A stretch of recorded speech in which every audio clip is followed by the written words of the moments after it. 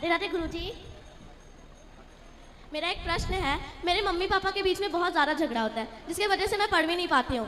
कहाँ हैं आपके माता पिता? वहाँ पर। खड़े हो जाओ, इनके माता पिता आ जाओ, इस तरफ आ जाओ। मैया आपकी तरफ से। राधे राधे। आप झगड़ा करती हो कि आपके पति? बताओ। देखिए गुरुजी, झगड़ा इसलिए होता है कि कुछ इनका गलती है, इसीलिए हम सुधारने के लिए बोलते हैं गुरुजी। कुछ आपका गलती नहीं है तो ये पूछ लीजिए गुरुजी इन्हीं से। चलो आप उनसे बताइए। राधे राधे गुरुजी। राधे राधे। गुरुजी, झगड़ा होने का बहुत बड़ा रीज़न ये है कि मेरे किसी के साथ में और अफेयर है। ये सबसे बड़ा रीज़न है, जो सच्चाई आपके सामने रख रहे हैं। ये सबसे बड़ा रीज़न है, तो ये तो चलता ही रहता है बस। लेकिन ऐसा नहीं है गुरुजी। नहीं तो आपका किसी के साथ अफेयर है तो क्या ये सही है? एकदम सही है गुरुजी। सही है? सही है। अपनी पत्नी को छोड़ के किसी और महिला की तरफ नजर रखना ये सही कैसे हो सकता है? गुरुजी, ये कैसे हो गया ये तो पता नहीं है, लेकिन बहुत कोशिश करते हैं इससे दूर आना। नहीं तो आप जानते हैं कि आपकी इन बातों का आपके बच्चों पर क्या प्रभाव पड़ेगा? आपकी छोटी सी बेटी है, आप ये बात इतनी सरलता से कह रहे हैं जैसे आप बहुत अच्छा कार्य कर रहे हैं। नहीं गुरुजी, सरलता से नहीं कह रहे, ये स्वीकार कर रहे हैं आपके सामने। नहीं, स्वीकार कर रहे हैं, अच्छी बात है। भगवान आप सत्यवादी हैं, ये हमें खुशी है कि आपने सत्य बोला, पर ये गलत है। इससे आपकी बेटी पर, आपके परिवार पर क्या प्रभाव पड़ेगा ये आपने कभी सोचा है? पलटकर अपने परिवार की ओर। आपकी बेटी अब बड़ी हो रही है, सयानी हो रही है, समझदार हो रही है। माँ पिताजी बोलते हैं कि इनको इसको छोड़ दो, उसको रखो। ये कहाँ कन्या है गुरुजी, इसीलिए झगड़ा होता है। सबसे इनका माँ पिताजी इनको मन बढ़ा दिए हैं। देखो आपके झगड़े में बच्ची कह रही है कि हम पढ़ नहीं पाते। ये उम्र आपकी एक अच्छे पिता बनने की, आदर्श पिता बनने की है। ये उम्र अब दूसरा विवाह करने की नहीं है। अब आपकी बेटी बड़ी होगी, 12 साल की तो होगी, 8-10 साल की, 10-12 साल की बेटी है। ये 18 साल का लड़का है गुरुजी। अच्छा, आपका 18 साल का लड़का है? हाँ गुरुजी। अब देखो बेटी सयाने। इनको हम गुरुजी छुड़ाने का कोशिश करते हैं, ये बोलते हैं, लेकिन इनका माँ पिताजी का कहने का उद्देश्य है कि इसको छोड़ो, ये बदमाश है, उसको रखो। आपको छोड़ने का बोल रहे हैं? हाँ, इनका पिताजी एकदम बोलते हैं, माँ पिताजी बोलते हैं कि बदमाश इसको छोड़ दो। ना ना ना, एक ऐसा बाप कैसे कह सकता है अपने बेटे को कि तुम अपनी पत्नी को छोड़ के दूसरी ले आओ? ये फिर पिता जैसी बातें नहीं है। यही तो बात है गुरुजी। कोई बाप ऐसा नहीं कह सकता। यदि कोई बाप कहे तो फिर वो बाप के अधिकार से मैं उसे वंचित करता हूँ कि वो बाप कहलाने के अधिकारी नहीं है। तो ये बोलते हैं ना कि इसी के कारण इनका माँ पिताजी से हमसे बात नहीं होता है। तो ये बोलते हैं कि तुम बदमाश है, मेरा माँ पिताजी से क्यों बात नहीं करती है? तो आप अपने सास ससुर की सेवा करते हैं? सेवा सब चीज करते थे पिताजी, लेकिन वो कहते हैं कि नहीं, ये बदमाश है, ये बदमाश है, बदमाश है, बदमाश करते रहते। चलो आपके पति से, अच्छा आपकी, चलो आप पति से बात कराओ। अच्छा, आप चलो कह रहे हैं कि आपका किसी के साथ है चक्कर, आपकी पत्नी शुद्ध है आपकी नजर में कि नहीं? जी शुद्ध है। तो फिर आपकी पत्नी जब पतिव्रता है, आप मान रहे हैं इस बात को जी, तो फिर क्यों आप अपना जीवन बिगाड़ रहे हो? पत्नियां ऐसी सबको नहीं मिलती पवित्र गंगा की तरह। आज के युग में आपको मिली हैं, लेकिन आप दुरुपयोग कर रहे हैं ऐसी पत्नी का। इसलिए ये गलत रास्ता छोड़कर आप सही रास्ते पर आइए। आपका जवान बेटा है, 18 साल मतलब जवान बेटा। कुछ दिनों बाद आपकी बेटी भी सयानी हो रही है, समझदार हो गई है, अभी समझ रही है वो हर चीज़ को। बहुत बड़ा दुष्प्रभाव पड़ जाएगा बच्चों पर यदि आप आज नहीं जागे तो। पर नारी से बचना ही चाहिए। पराई स्त्री तो पैनी छुरी तीन तरफ से खाए, धन हरे यौवन हरे और घोर नरक ले जाए। रावण पराई नारी के चक्कर में ही पड़ गया, सर्वनाश हो गया कि नहीं? दुशासन ने पराई नारी को स्पर्श कर लिया, सर्वनाश हो गया कि नहीं? जी जी। फिर आप कैसे बचेंगे यदि आप नहीं जागे तो? ये समझ लो कि आपको वृंदावन बिहारी जी इसलिए बुलाए हैं कि मैं आपको समझा सकूं। यदि मेरा समझाया मान जाएंगे तो आपकी ज़िंदगी सवर जाएगी, नहीं मानेंगे तो फिर आप जिम्मेदार होंगे। तो क्यों आप इस चक्कर में पड़े हैं? अपने मन को हटाइए कहीं से। तो जिस महिला के चक्कर में आप पड़े हैं वो शादीशुदा है या कुंवारी है? नहीं, बैचलर है। मतलब विधवा? नहीं, कुंवारी है। कुंवारी है। तो आप अपना भी जीवन बिगाड़ रहे हैं और उस लड़की का भी जीवन बिगाड़ रहे हैं।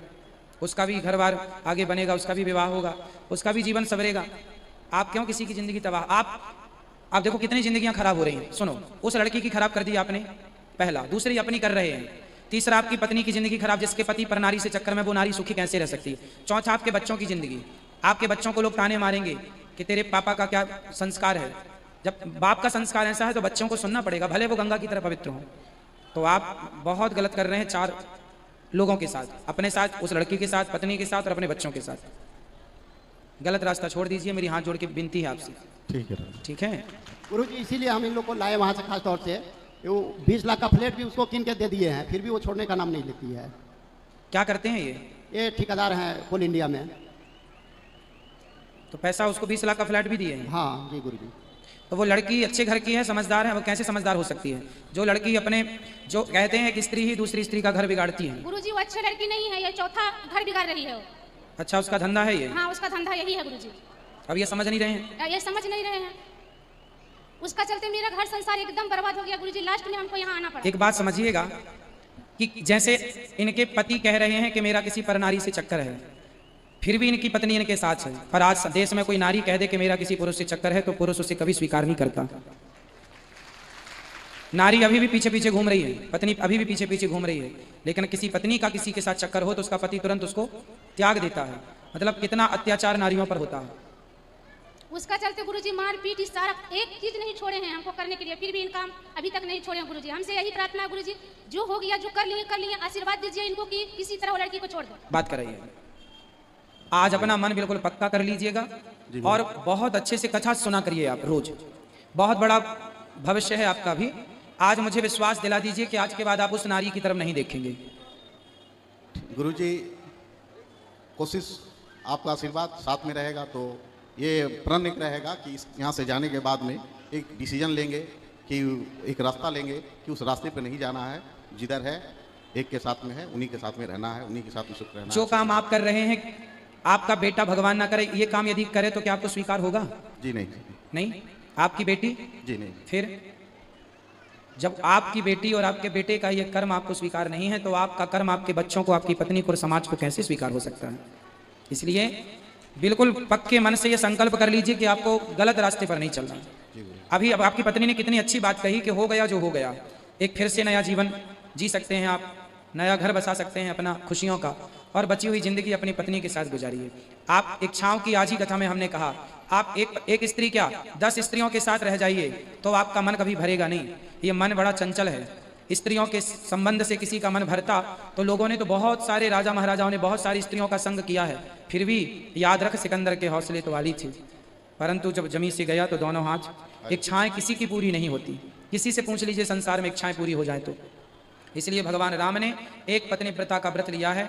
उन्हीं आदर्शों पर हमें चलना चाहिए, उसी पद चिन्हों पर चलना चाहिए। एक पत्नी व्रता बनना चाहिए, एक पति व्रता और एक पत्नी व्रता। पुरुष भी पत्नी व्रता होता है, जो एक पत्नी के संग रहे वो पत्नी व्रता होता है, और पत्नी वो है जो एक पति व्रता, एक पति के साथ सारी जिंदगी गुजार दे। बहुत अच्छा है, आप यदि समझ लें तो बहुत अच्छा है आपके लिए। मुझे विश्वास दिलाएंगे ना? छोड़ देंगे आप गलत रास्ता? ठीक है। गुरुजी हेलो। बोल रहे हैं कि प्रभु जी हम तो ज़्यादा टाइम नहीं मिल पाता है, बट आपका बेहक वाला जितना है वीडियो वो सुबह में देखते हैं, बहुत प्रेरित है हम लोग आपसे। मैंने क्या हम बोले, इनका तो किचन रूम में भी आपका यूट्यूब में चलता रहता है। ये बोली कि देखिए ऐसे नहीं होगा, चलिए थोड़ा गुरु जी से भी बात करेंगे तो हो सकता है कुछ निवारण वहाँ से हो, कुछ आप में सुधार आए। तो गुरु जी हम लोग का उद्देश्य मेन यही था, और सबसे मैंने भीतरी दिल से ये है कि हम आपके सामने कबूल किए कि हम गलत कर रहे थे। गलती करना गलत नहीं है, गलती को करके उसे छिपाना गलत है। जबकि आपने स्वीकार किया, ये आपकी बहुत बड़ी अच्छाई है कि आपने गलती करके उसे स्वीकार